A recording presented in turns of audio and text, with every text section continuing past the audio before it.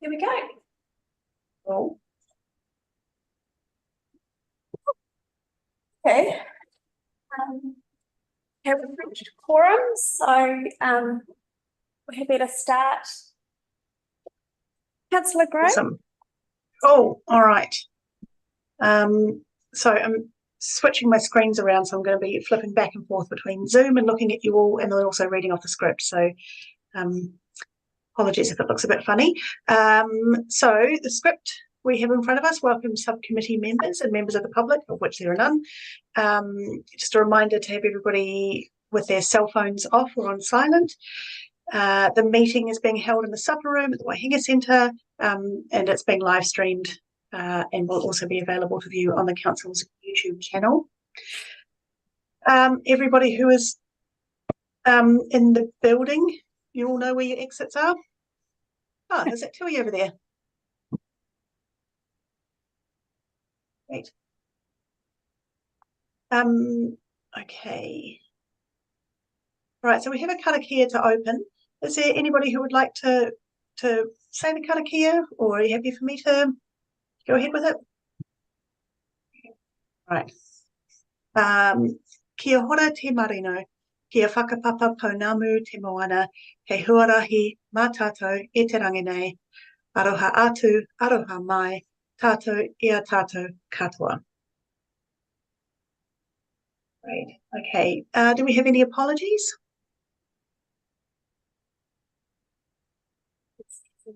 No one sent any, but I suppose It wasn't Boss on this. Sorry, I've got my document up. Yep, it wasn't Boss on the list.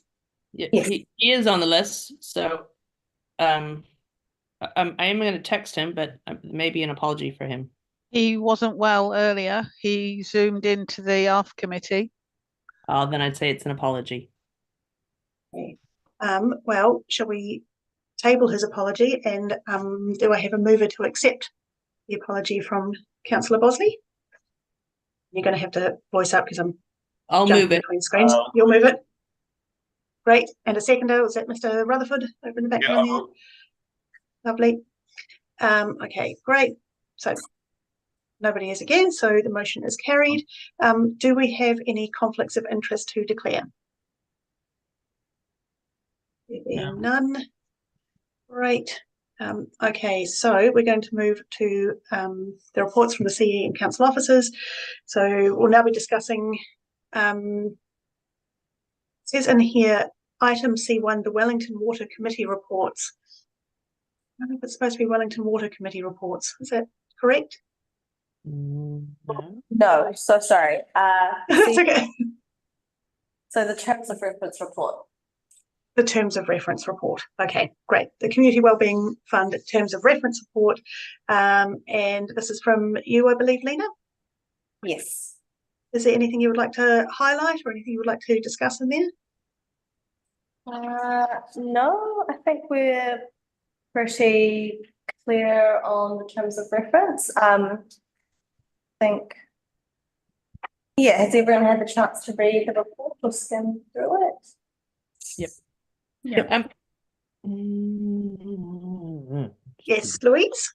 I just wanted to know, like, I mean, there were some typos, but I maybe it's not this portion, but there is a section where I've made some notes. But I was just wondering, when we're looking at the terms of reference reports,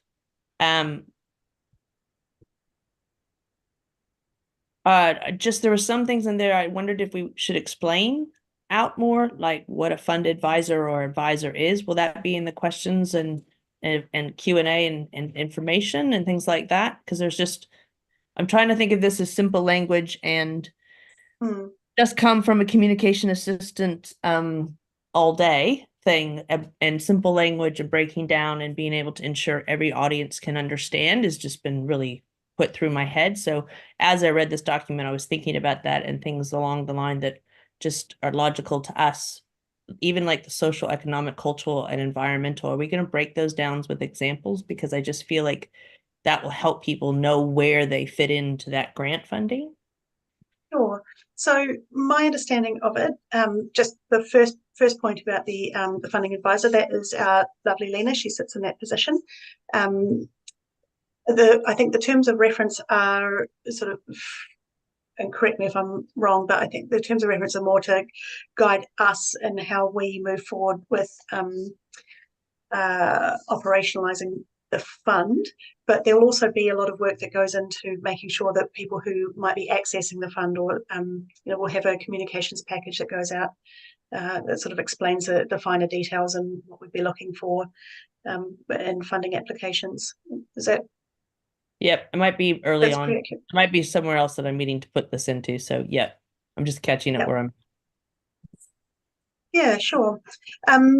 Is there any specific points that you would have about the terms of reference that don't feel like they sit well, or anything that you've got any feedback or questions about? Is that a general question, or was that for Louise? Well, yeah, I mean, it was sort of largely for Louise, but like, yeah, for the group, if there's anybody who would, I'm sort of following on from Louise's point here, just to see if there was anything specific, but yeah. I would. I'm still, same feedback I gave last time. I'm concerned that we make sure it's not so prescriptive that we lose people by the process itself.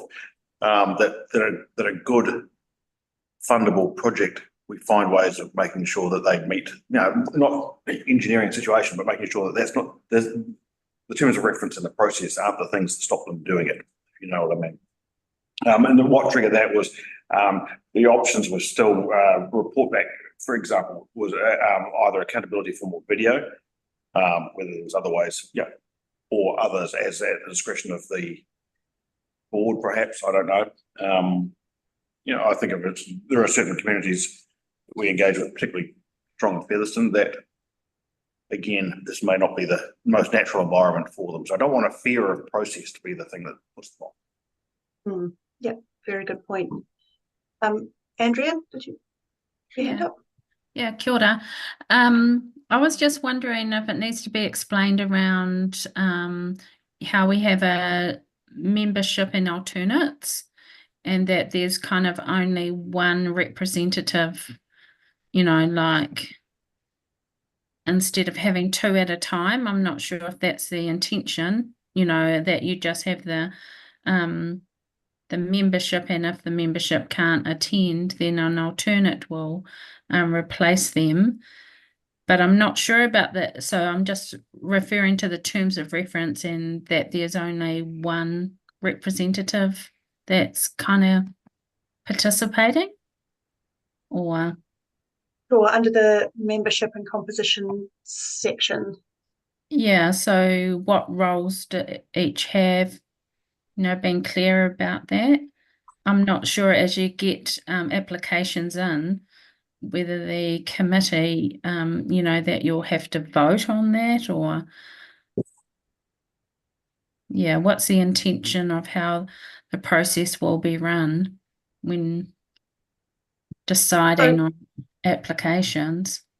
Sure. So I think Lena could probably speak to this a little bit better than myself. I can do that. So I suppose the terms of reference, as you alluded to earlier, is I suppose the guidelines for the subcommittee.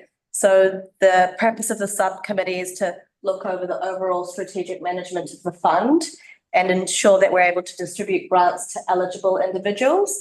And then under that, we have our key responsibilities, which would include, for all the committee members, approval of grants to eligible applicants, advice and support on the development of the fund as we start to launch and go through the fund phase, have a strategic understanding of funding, so understanding how funds benefit our community, understanding the wellbeing outcomes, as well as the community element of what we're looking to achieve.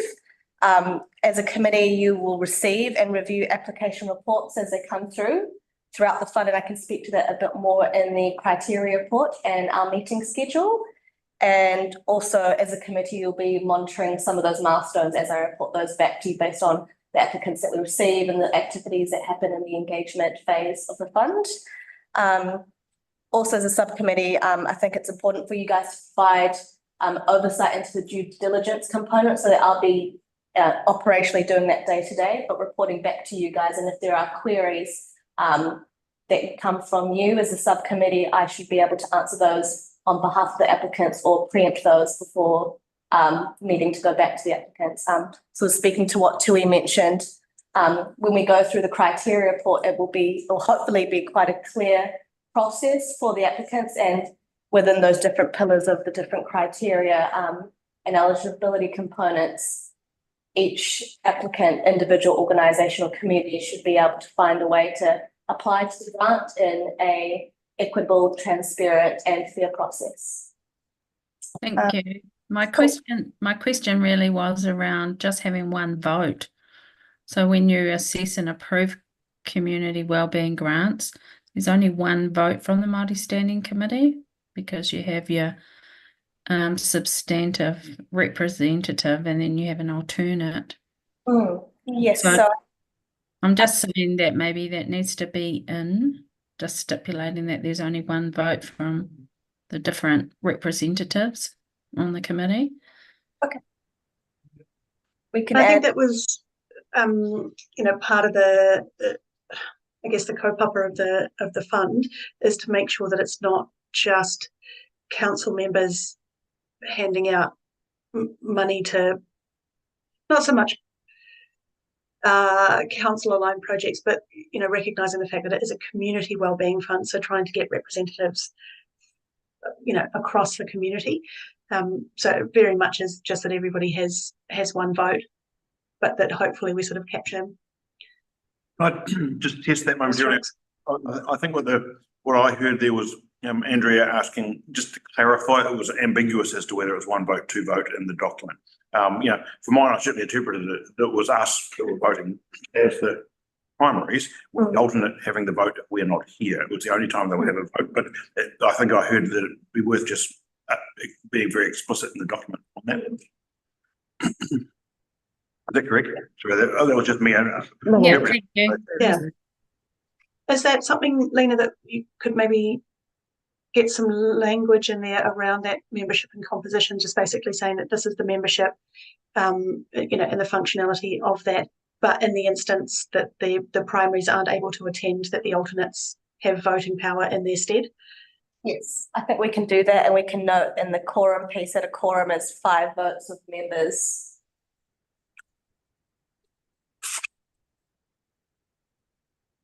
Yep, I think that's okay. Was there anything else anybody wanted to ring up about? About the terms of reference? I'm happy with that. So move on to the recommendations. So the recommendations were to receive the Community Wellbeing Fund Subcommittee Terms of Reference report, note any feedback or amendments to the report, and then to adopt the Community Wellbeing Fund Subcommittee Terms of Reference. Do I have a mover for that? Happy to it's move. Rutherford. Oh, that's a race. I think Narita got in there. I think Tui was first and then Narita's the seconder. Go for it. Yep. All in favour? Aye. No, great. And no one against. So that carries. Great.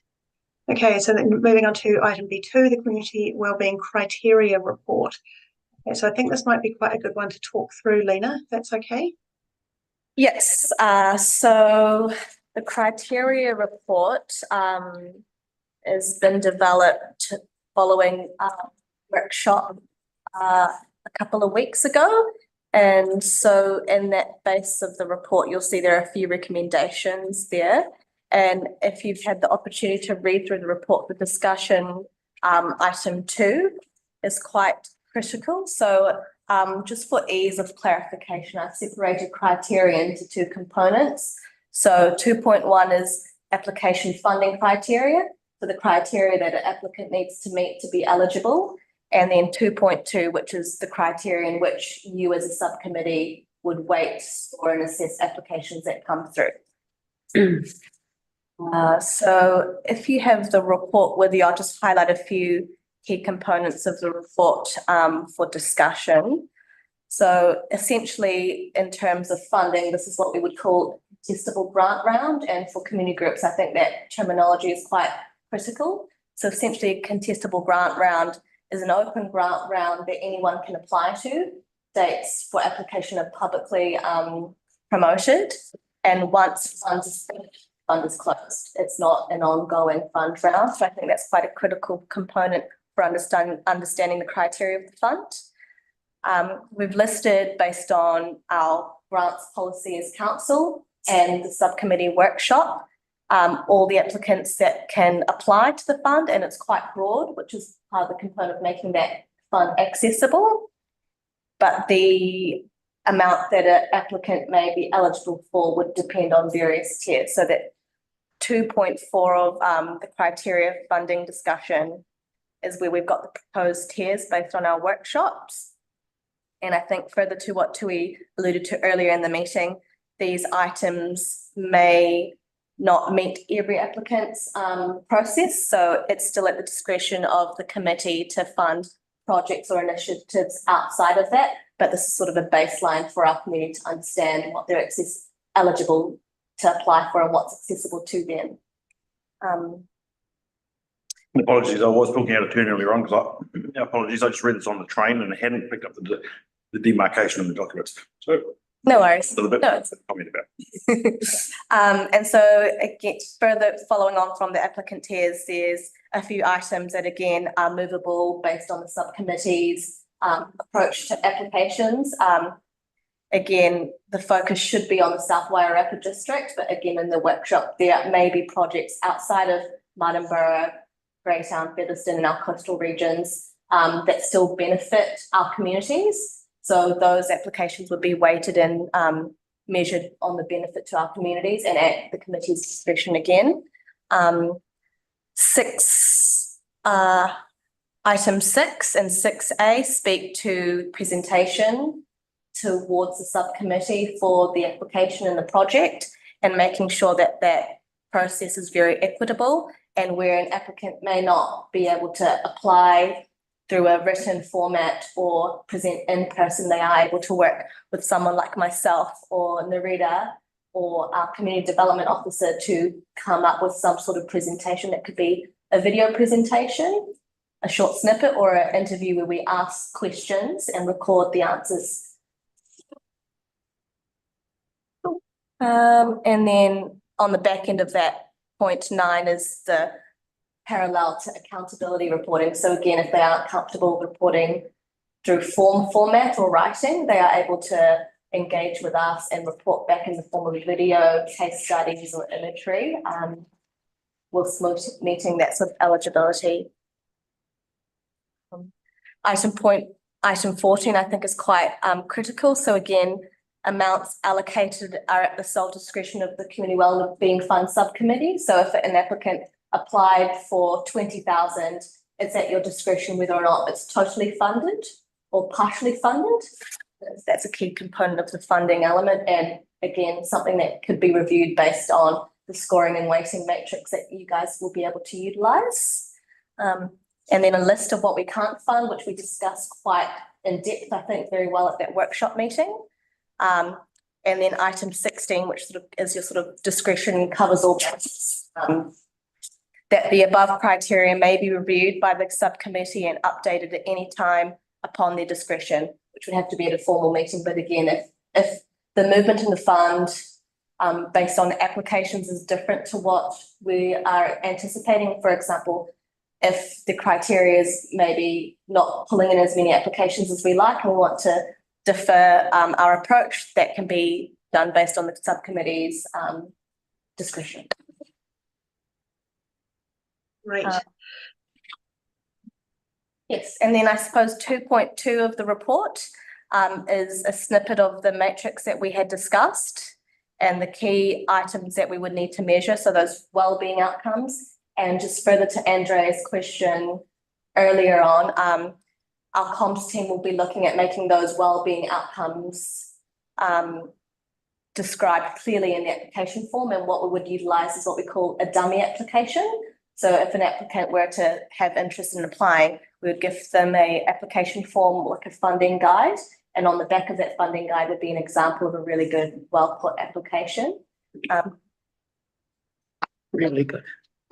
And then item 2.22 is additional weighting. So items that, or projects that we would potentially, you as a subcommittee would potentially weight higher based on South Wairarapa initiatives with community focus, supporting documents like letters of endorsement from the community, partnerships with other community groups or funders, so that collaborative working, support for Māori aspirations with a focus on kaupapa Māori values, projects that support local businesses and suppliers, and projects that benefit more than one audience or demographic. So in addition to the items that they tick off, projects that have one or more of those items would be additionally weighted or scored. Great.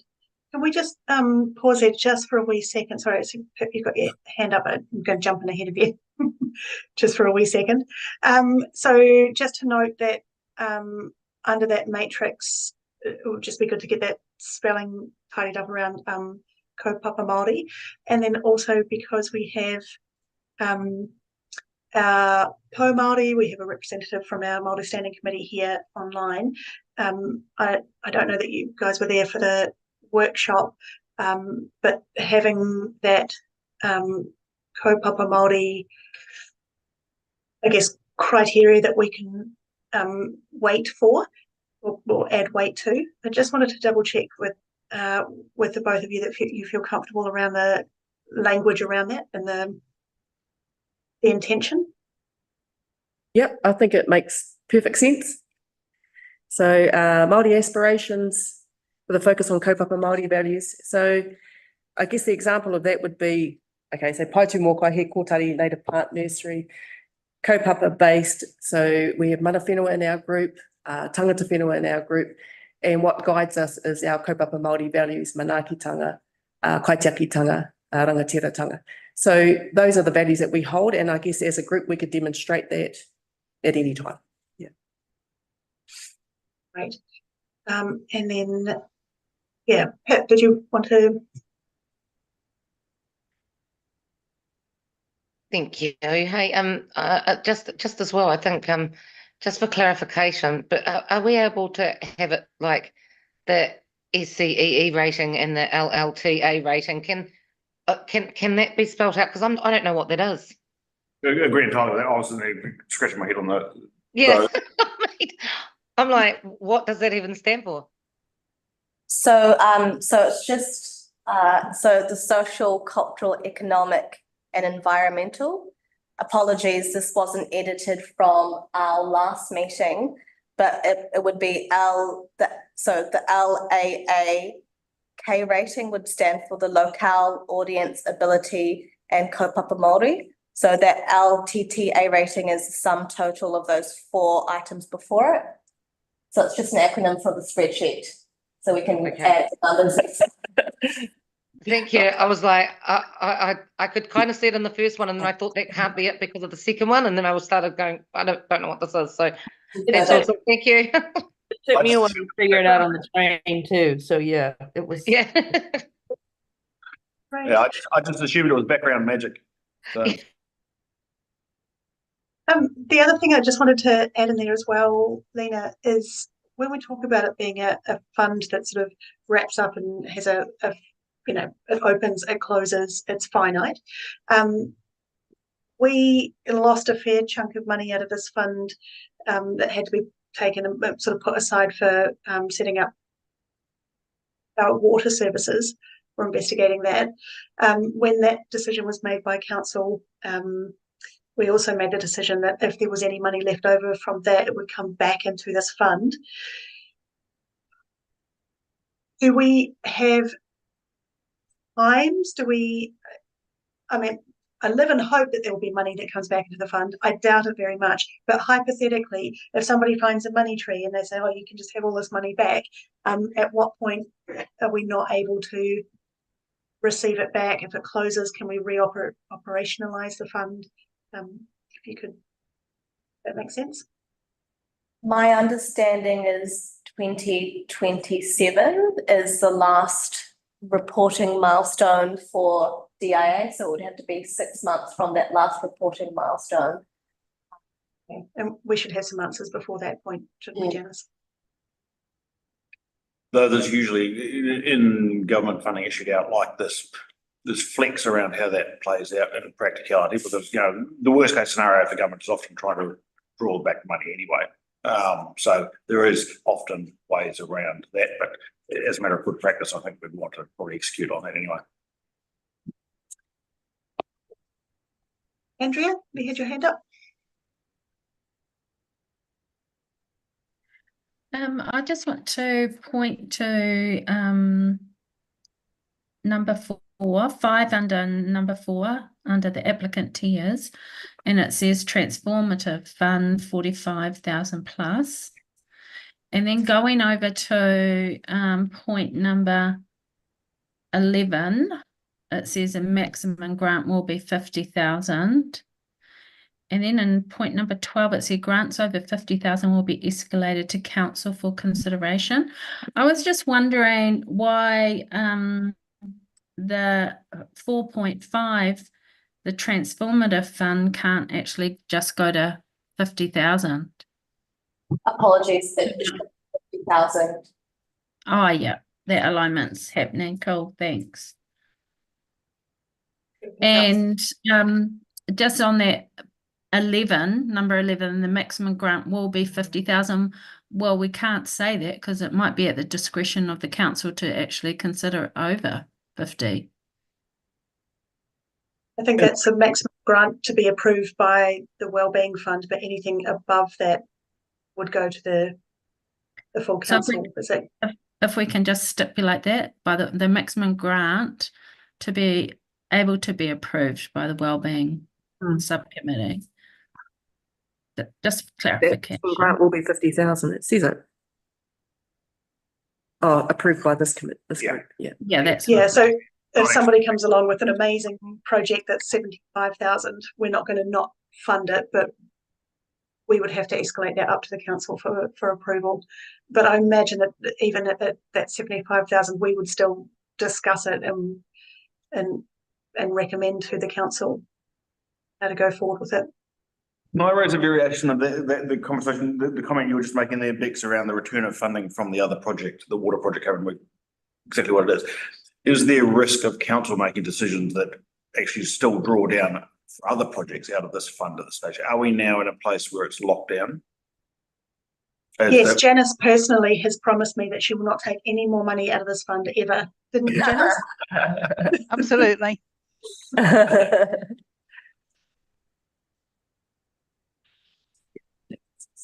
Just as a side note, I actually found the numbering in this document a little bit confusing myself. I don't know if others found that. They're not so when you're calling out numbers, tracking them through, they're not sub-numbered. Yeah, they need renumbering in the appropriate format. But I had a question. Sorry, I'm just trying to find it now. Oh, around point what I was looking 222.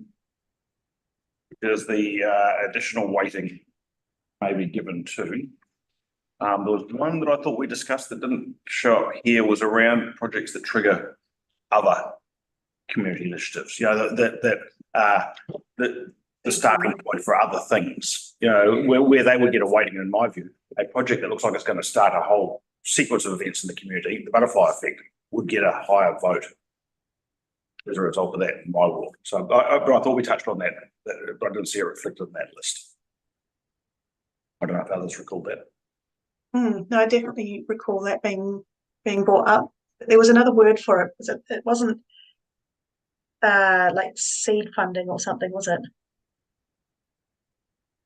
If it was there was a project that needed a small amount to be able to start, and then would likely be able to attract more funding if that happened.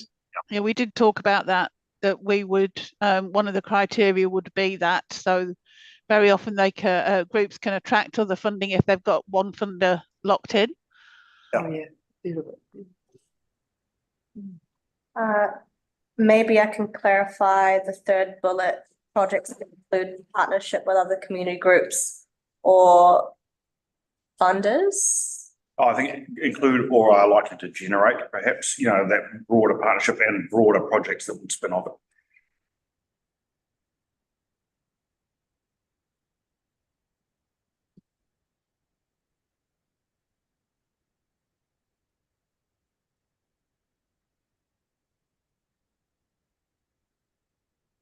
And when you referred to the non-compliant discretionary clause, right? I couldn't see that when I read through it. Again, apologies. It was just the one read through. Did you say there was a clause that had that opt-out or opt-in discretion? There's a few. So the first is the discretion of the amount,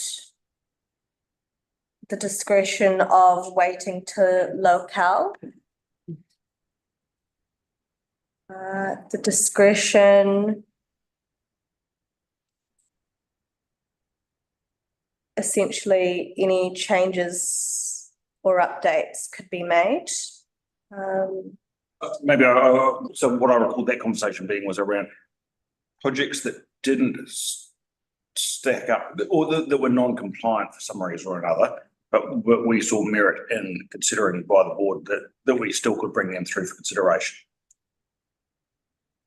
They would still have to meet criteria 3A or B with a wellbeing outcome. That's a non-negotiable from the DIA standpoint. So it would either have to support a community to transition to a sustainable or low emissions economy, or deliver initiatives that support improvements in community wellbeing and must meet at least one of those wellbeing outcomes. Yeah, I don't think that was the problem. It was the other stuff. Yeah, because we had lots of our own criteria there. That was where that conversation came up. But I'm struggling to actually find it in the document. Did you say 3?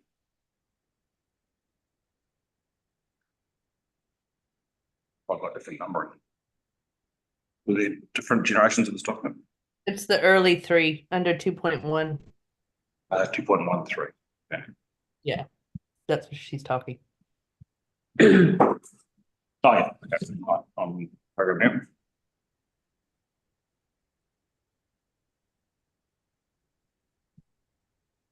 Okay. Has anybody had anything else that they wanted to say about the?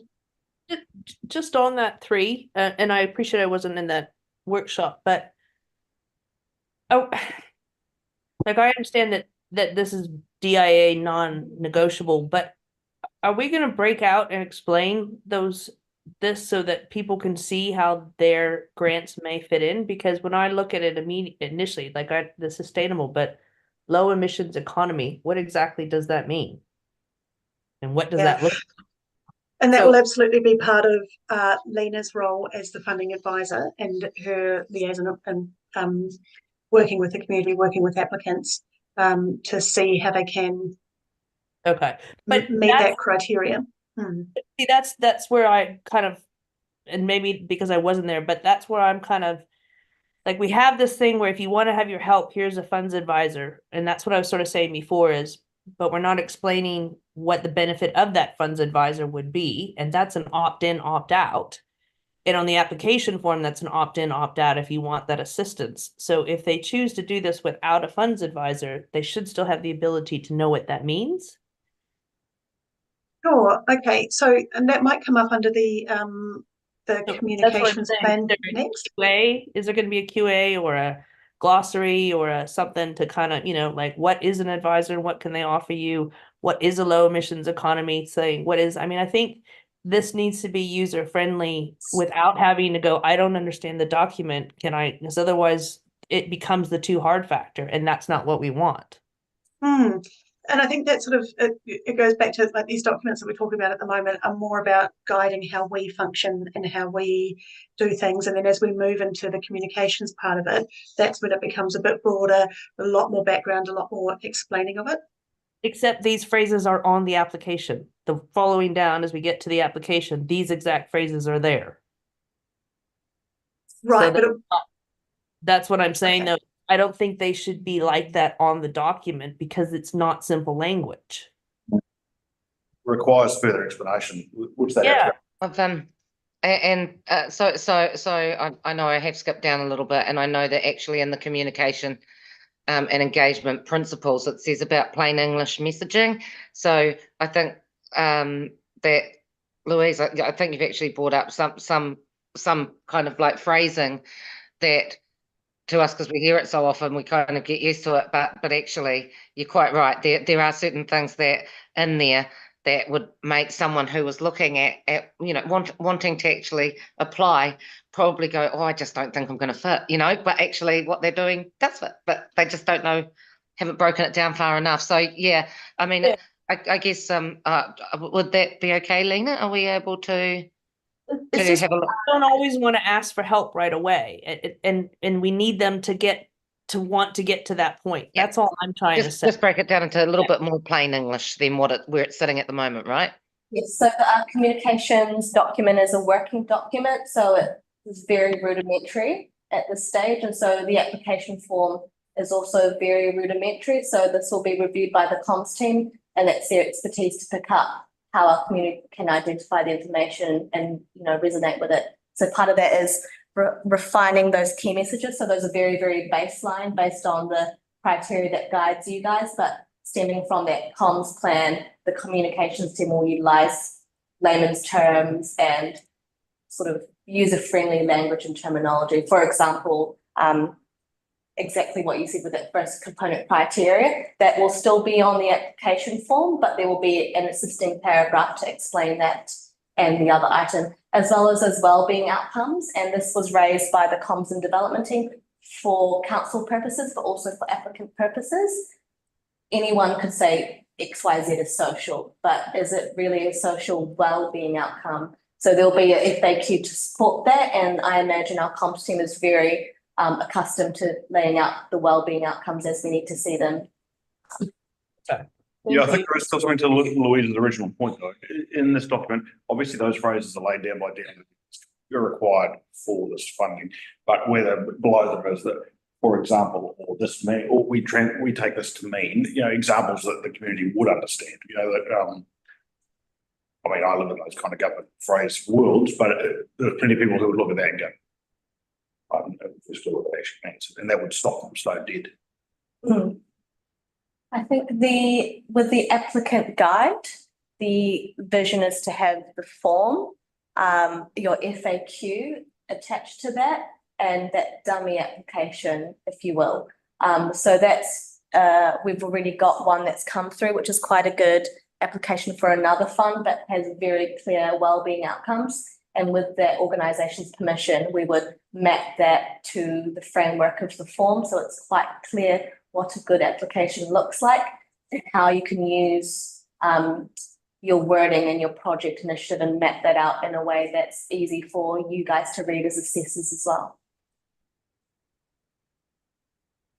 Did you want to add to that, Janice? I was just going to say, I think it's standard protocol in these kind of things to have FAQs and a glossary attached at some point, either attached to the application form or part of the pack. Certainly part of those pre-engagement sessions that are going to happen, you can hand those out as well as the forms. So I think it will be there, it's just not there at the moment. And I guess just to sort of throw back to what you're saying, Louise, I think underpinning what you're saying is a keenness to make sure that this fund makes it to the people who could really use it, that it's not just going to end up in the pockets of people that are really comfortable with their hands out and do this all the time. And I think I'm guessing pretty much everybody around this virtual table has the same mission for the fund, I think. Yeah. Make it for everybody. Yeah. Yeah. It's one of the reasons why at the workshop we built in the ability for people to work with council officers to be able to present by video or to have a proxy presenting on their behalf. And, part of that is about making, breaking down the barriers for people. Yeah, I saw that and I think that's great. It's just knowing that that's what that's for. And it's just sometimes we know it's just that in between to make sure, do I want to ask for this person's help? Because how is this person going to help me? Or can I do this on my own? But also before I even get to that point, do I understand if I can apply? So yeah. That's a good point. Cool. So this is going to be in hard copy as well as available online. Yep.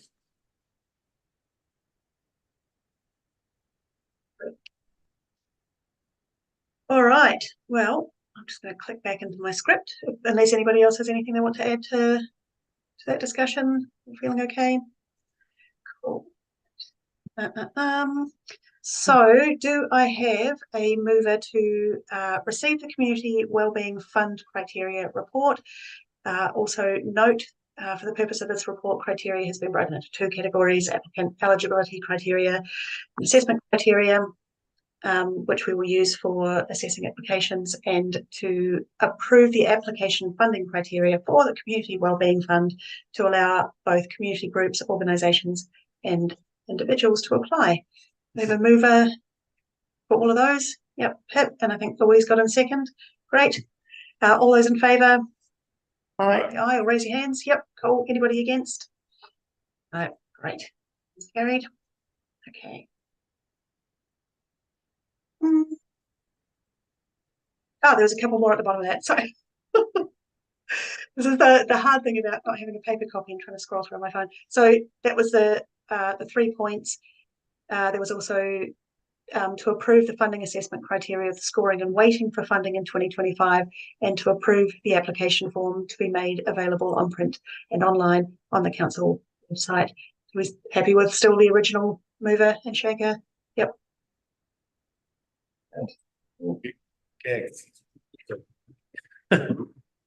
What was that?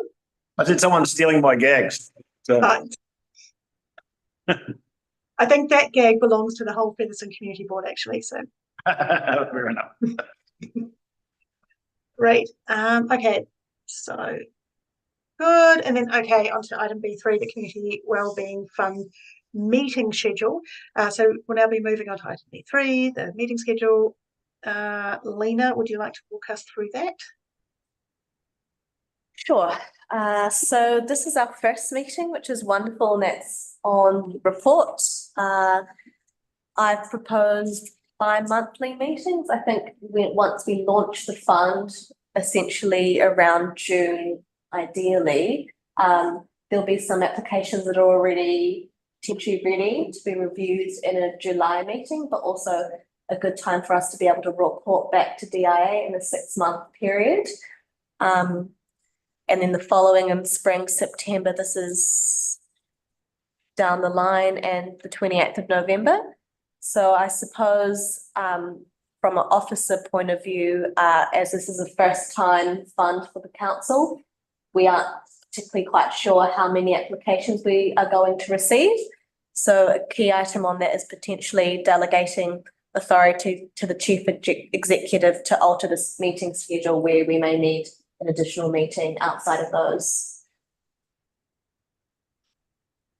Can I just clarify? I don't know if I've missed this part, but are all those meetings for hearings for applications? No, it's dependent on the applications as they come through. So there have been a couple that have been, I think, organisations that have already inquired about the fund, and a couple, I think, through council that Dennis might be able to speak to, and potentially Narita or some other potential organisations wanting to apply to the fund, and time might be of the essence for them in those projects. Sure. Okay, so we're having these meetings put in on the calendar, but what gets covered in those meetings will be determined largely by the applications that we have, and we may need to move some of those meetings up or put additional in depending on the workload. Is that correct? Great. Okay. Yes. I know this is going to sound really trivial, but there is a social club event on the 25th of July. So you may want to move that one. Can I just test, sorry, Bex, what you were just saying there too, is, do I also hear that, if there's no submissions for that cycle, what happens then? Do we stand that meeting down for that session? I don't know if I can see a note on that, but it might be there.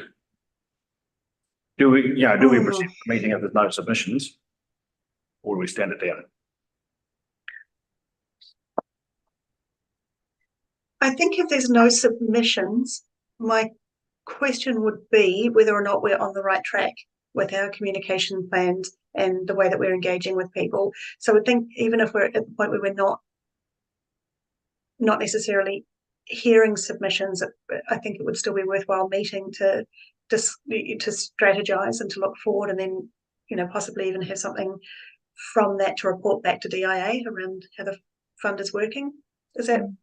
Yeah, I think that is the answer I was looking for, to be honest. I don't think any down. Yeah, I think we've got more important business. As you say, if there aren't grants, then we've got bigger fish to fry anyway. So Yeah, got a responsibility to have oversight. Correct. Andrea, you had your hand up. Yes, I was just this. I don't know where this question fits in, but what happens? My understanding is the funders, they have to use the funds within 12 months, and then report back. Do they report back to the subcommittee? What happens if they don't fulfill the intent? So who's monitoring that, and who's thinking about? That is part of the criteria report. So that would be council officers monitoring that accountability, reporting back. We also have to report back to DIA on milestones of projects as a whole. So that would include some of those accountabilities.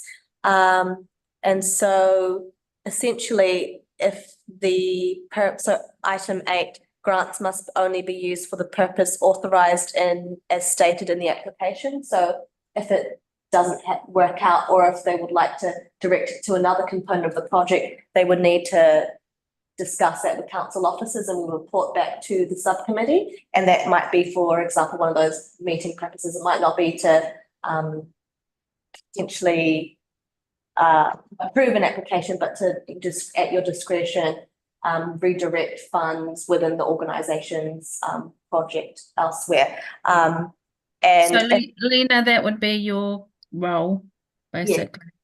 Yeah.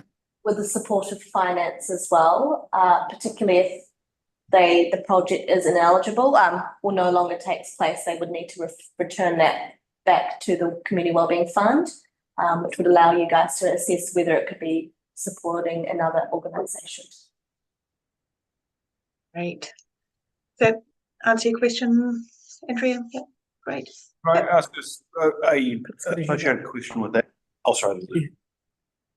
Sorry, Pip.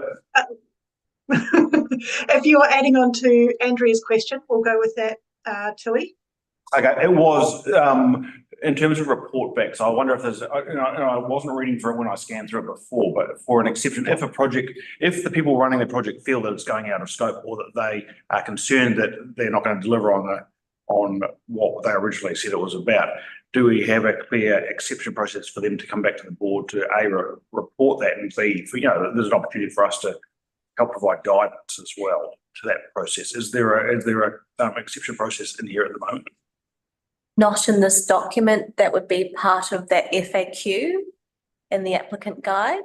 So sort of your standard FAQs in a trust and grant application, or for a trust and grant organisation, would be what happens if I can't spend the money anymore? What happens if X, Y, Z? So there would be some quite clear outlines on what the process would be for that. If the project was out of scope, permitting, it still met the criteria of the fund, I'm unsure whether that would be something that needed to be reported back to the subcommittee, unless that was something that the subcommittee wanted to receive reporting back on. Well, just so to highlight what I'm litigating there is that in our standard contracts that we run through our programs, all the contract managers have the right and open path to come back if they think they're going out of scope on their deliverables, to come back and actually ask us for guidance and input on solutions for that. And I would suggest that's a matter of good practice to make sure, there's going to be a lot of people potentially doing this who aren't experienced project managers who may want to flag up that, hang on, there's a possibility, don't want to blow the money, plumb back in to get a little bit of guidance on where we go next. That's something I've had experience with capital projects, but I think because we removed capital projects as eligible in this, I'm unsure, because I'm not particularly familiar with how much the scope could increase with other elements. So that's something I think we could definitely include in that criteria. If we want to maybe review some of those, at the end of this meeting, review some of those points that we discussed briefly in that criteria report to be amended. So that's definitely something I think we could include, but I haven't accounted for that. Yeah, and I guess it comes to a principles question around the script. Are we just here to adjudicate, to allocate and then adjudicate when it comes back in again, or are we here to help deliver as a group? Are we here to help make sure that these projects get delivered well in the community? And if it's the second version of that, then we need to make sure there is a mechanism for them to reach back in if they're feeling that they're not delivering that value. Yeah, I think we're here to help. Like you said, these are good, willing community members and may not have the experience. So if we can help guide, and I think that's a good tikanga to apply to this. Yeah, and I think actually that was considered right at the initial membership of this group was around, the part of the reason, as I recall the conversation, around having the community chairs as part of this committee was to make sure there is that connection back. But in terms of our core documentation, just making sure that's sitting there as well as one of the principles. Great. Pip, I'll give it a go now. with your little cyber hand up. So one of the things I think as well is that if they have 12 months to spend it, then I don't think we should be asking them saying that they need to report back in 12 months as well, because if that's how long it's going to take sometimes. So that's quite unclear. And saying that they have to report back, but actually that's where they need to be for the end goal, then they probably can't report back until it's been 13, 14 months. They've got the information back together. So I think we do need to just probably have a look at that. That was one of the things that was concerning me. And also, we know even from community board, within community board, we have people that we're able to give funding and for whatever reason it doesn't happen. What's our scope for being able to actually have the funds returned? Because if it's all, as well, being able to help guide is the best outcome. But the reality is sometimes things just can't continue, with what the hopes and dreams were for the amount that they've asked for. So when would we be able to kind of say, we need those back, and will there actually be full, like who's going to be keeping an eye on these projects to ensure that actually they're going down through that track every quarterly? I agree. I thought 12 months. I'm a bit worried because it's being reported back to DIA. So I'm like, we kind of actually need someone that's going to be tracking it, like quarterly. Just how's everything going? Where are you at? How much of the funding that we've given you have you spent? And Is that scope within your role, Lena, to have follow-ups and check-ins, and then Yes. like within our meeting schedule to have reports back to the Community Wellbeing Fund of where the different projects are? And I'm guessing, like the $2,000 ones, the up to 10,000, that's pretty okay. I think most people are pretty confident with spending $10,000. But maybe like the bigger tier projects, that there would be more timely checking in around those. Yes, so that will be within my scope and as part of my role, reporting back to you as a subcommittee, but also to DIA. Just with Pip's point, I think, yes, the reporting back in an accountability or form within 12 months of project end, maybe of project end is missing. So there's a difference between when you receive the money and when you report back up based on the project end. But we could tighten that up a bit more. Yeah, I like the idea of quarterly progress reports. Nice. And then you know how things are tracking.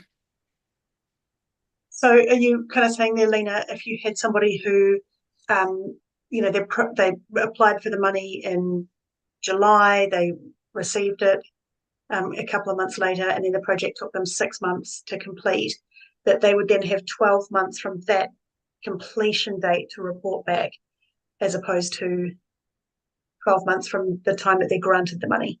That's typically best practice, it's either 3 months, 6 months, or 12 months. I think we've allowed 12 months because we're unsure of the level of project, and it allows us the time to also build those relationships to be able to have those touch points against the different milestones of the project.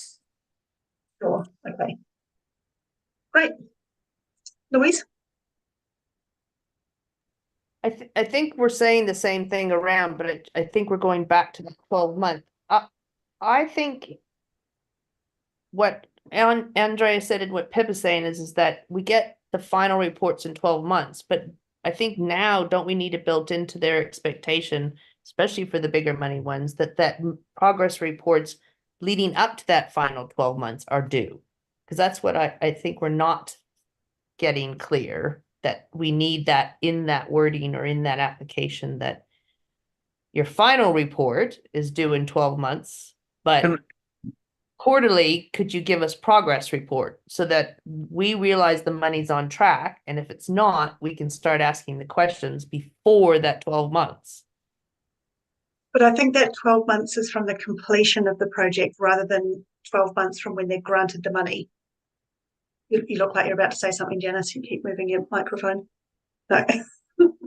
Sorry, can I jump in on this? Because I think there's actually a fairly easy unpick for this. That's an outside parameter. What we should be doing as part of the standard awarding the grant in the first place is agreeing in session at the time what the logical reporting is, because we're going to have to agree what is being reported back as well, because we're not going to know what these projects are. There's a vast scope of what they could look like. So there are going to be topic report back things to consider in the approval and timing considerations, and then an agreement at that point that we'd expect a report back at X, Y, Z months after conclusion. You know, I think leaving a wide open 12-month thing there leaves us open to trying to hunt down information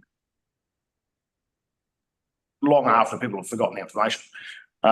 So just making sure we just have a logical part of the approval process. We'd expect as part of this, we'll hear back from you about these things on these days, and at the end of it, we expect to see a wrap up at the end of the timeframe of this amount.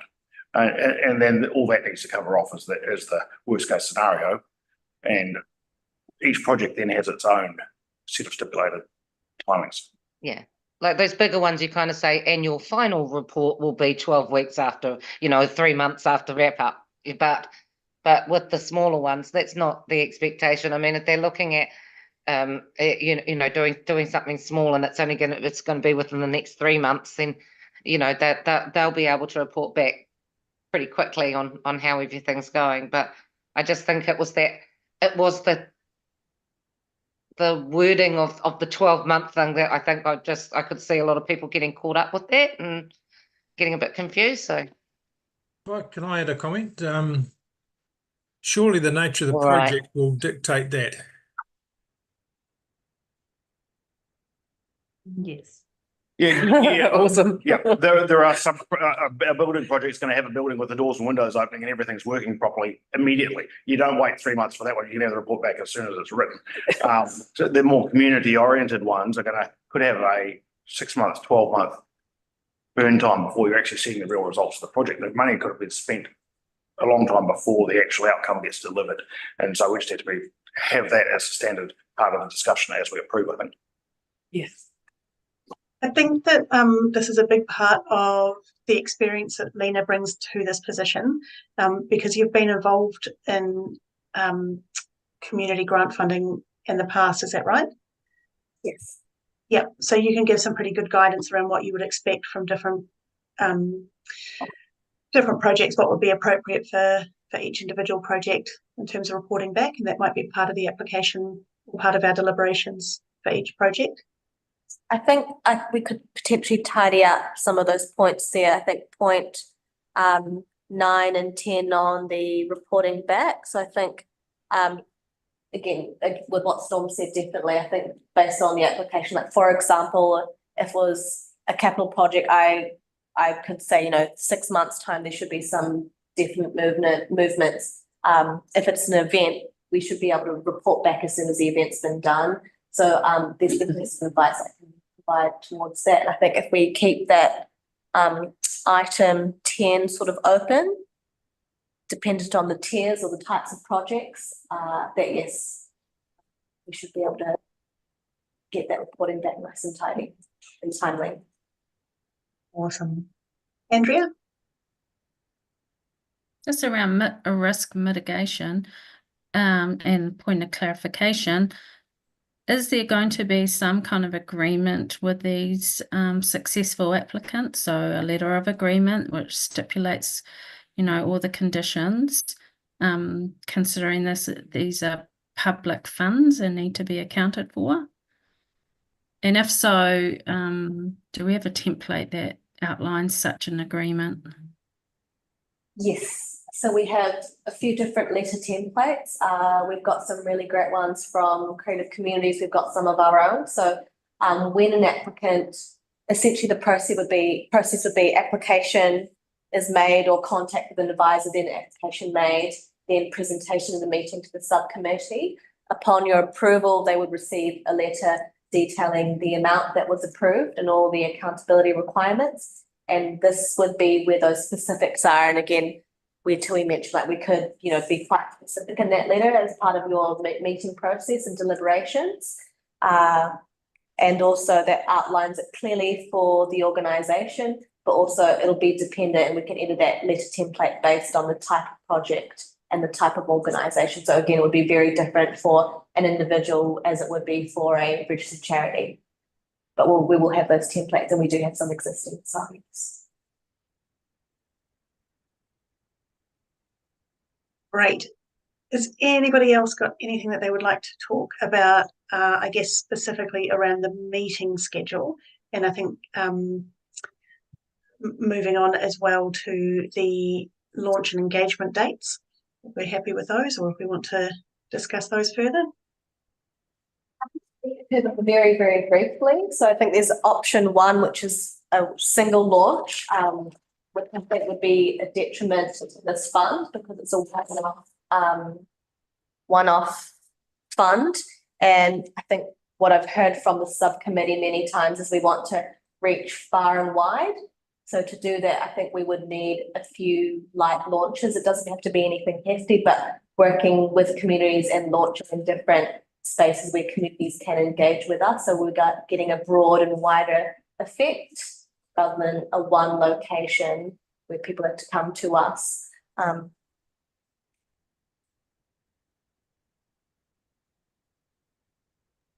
Yes. So your preferred option you're putting forward is option 2? Yes. Happy with that? I think that looks pretty good to me. I'm just aware everybody has, I guess, sort of quite busy and full schedules. And I don't know that we would need to have everybody attending every event. So it might be worthwhile us as a group sort of offline setting up a little chat around who can attend what times, just to make sure that we've got good coverage so we're not all attending one and then no one's attending another one. Yeah, if we're happy with that. But otherwise, I would be happy to put forward option 2. Happy to move. Yep. You okay with that, Louise? You look like you were muttering at your screen on mute. So. Right.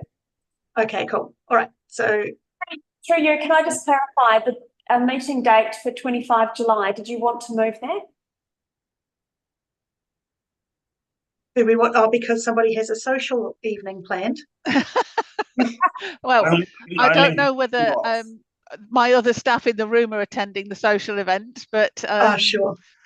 Definitely not. I was going to say we could do a 2 for 1, and we can all come to your social event and have a little meeting there. Absolutely. Yeah, I was saying, as long as we get an invite, I'm happy to change. I'll be flexible on the day. So. Did you want to change that date before we set the resolution through? That was my only query. Saying that's the next meeting. Yeah. Did we have anything on the Wednesday before that? Yeah, I was just about to say that, because we're tonight's Wednesday, the 29th of May. Could we do Wednesday, the 24th of July? Wednesday, the 24th of July. Yes, the Wednesday there will be there's a hold for a council workshop that day. So at 7 o'clock at night. Or not at night, no, just do it just during the day. Hey, bring Yeah. us sleep. Yeah, but nothing on in the evening. So, Yeah, I think that would be great if we could change that to the Wednesday, if there's no strong objections to that. I'm just wondering, wanting a little bit of clarification on why we've changed now to a Thursday night for meetings, for the other meetings, just when we have been doing Wednesdays. No particular reason. The Thursdays were just quite clear in the governance calendar. Yeah, well, I don't know. I know that the community boards, you know, tend to have their meetings on a Thursday night. I Oh, think Featherston went Well, normally on a Maria. Wednesday night.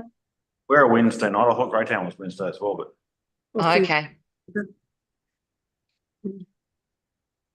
Okay, well, Martinborough's Thursday, but it don't look to have any clashes. oh, perfect. Yeah, I think But, we're pretty all right with the Featherston one. Yeah, Yeah, would it be possible to move them to a Wednesday? Mhm. Have all of them on the Wednesdays?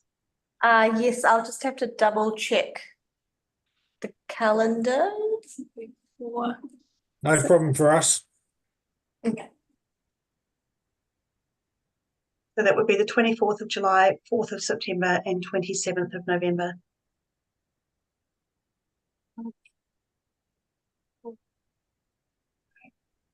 Any further discussion around times or meetings or calendars or anything? We're happy with that? Great. Okay. Drag my script back up again. Okay. Do I have a mover to A, receive the Community Wellbeing Fund meeting schedule report, B, adopt the proposed meeting schedule for 2024, C, delegate authority to the Chief Executive to alter the schedule of ordinary meetings following consultation with the Chair, myself, and D, agree to a launch and engagement activity date. Do I have a mover for all of those? Storm and Narita seems very into second. 1, 2, 3, 4. Great, happy with all of that. All those in favour say aye. right. Great. Anybody no? Lovely, that's carried. Okay. All right. Well, according to my script, that brings us to the end of the meeting. Before I close us off with a karakia, has anybody got anything else that they wanted to add? Any final thoughts? Any concerns? No. There was No. a just in that paperwork. Was that just there? Sorry, what was that? The draft application in that paperwork, were we supposed to discuss that, or was that just there for? that was there as part of the comms doc, wasn't it? Just there as part of the comms document and as an example of what the form layout would be essentially, but not, so that's not the final form, it's just an example of what those formal questions would be. Okay, sounds good. I know we've talked about that point, so I don't need to keep going on that one. So yeah, I just was checking if that needed anything. Yeah. Yeah. Is there scope for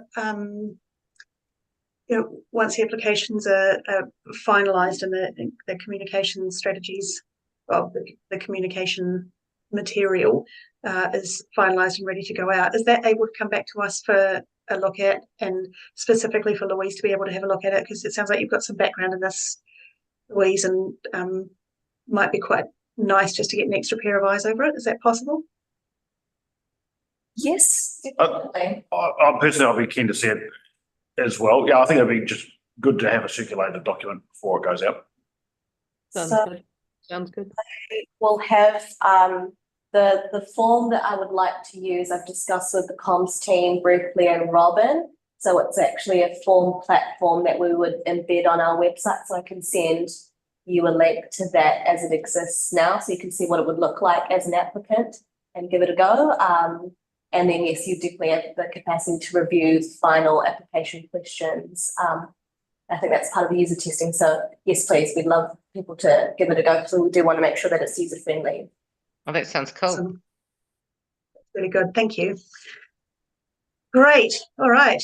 Any final words of wisdom from anybody? Words of wisdom, but I have to say from mine, good to actually start putting the wheels under this particular bus. So One thing I That's think we good. can do, Boz's apology. Cause he's here. In the beginning in our minutes, we had an apology and we moved it and then we didn't, remember? Just Yeah. delete that, yeah. Is he here? I thought he dropped off. He's here. He's on the. Okay. I'm right here, I'm just listening. I'm here though. You are there. Okay, Yeah. you're here in spirit. I can't see any evidence of you anywhere on my screen. So nice to know that you've been hanging around in the background there. Did you have anything that you wanted to add, Boz? Anything that you've been hearing or concerned about? No, I think it's all been covered off pretty well. Okay, great. All right. Well, if that's okay, I'm going to finish us up with a karakia. I haven't practiced the pronunciation here, so I might take it a little bit slowly.